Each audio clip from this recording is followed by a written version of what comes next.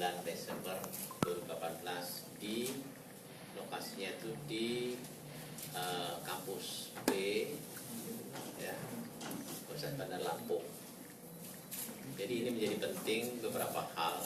Yang pertama, sejak berdirinya IJMI 28 tahun ya, Lampung baru pertama kali ini menyelenggarakan kegiatan Silaknas, termasuk juga kegiatan nasional untuk IJMI. Oleh karena itu ini merupakan kehormatan, kebanggaan untuk Lampung, khususnya IJMI Lampung yang percaya menyelenggarakan kegiatan nasional di sini. Ya. Yang kedua, ini juga menjadi penting karena kegiatan ini bertepatan dengan Milad IJMI yang ke-28 ya, yang biasanya memang bersamaan dengan Silaknas.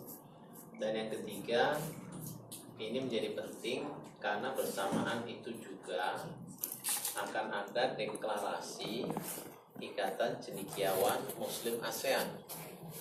Jadi extension atau perkembangan dari kegiatan atau komunikasi IJMI dengan negara-negara sahabat, khususnya yang memiliki penduduk Muslim di ASEAN. Ini akhirnya disepakati mendirikan organisasi namanya Ikatan Cendekiawan Muslim ASEAN. 10 negara ASEAN ditambah 1 Timor Leste.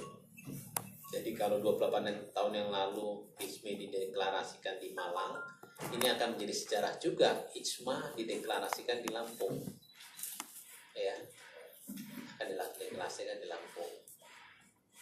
Nah, yang keempat, insya Allah kegiatan ini menjadi penting karena akan dibuka oleh Bapak Presiden.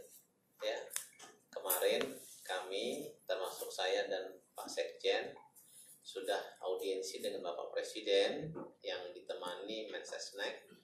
Ya, selama 1 jam kita berbicara dan intinya menyampaikan undangan dan kehendak atau permohonan untuk beliau hadir pada pembukaan Silaknas ini sekaligus memberikan arahannya. Dan insya Allah ya hadir. Dan penutupannya dilakukan oleh Bapak Wakil Presiden Bapak Yusuf Kala, ya insya Allah tanggal 9 pagi akan penutupan dan beliau sudah confirm juga akan hadir. Ya. Dan lebih menarik lagi,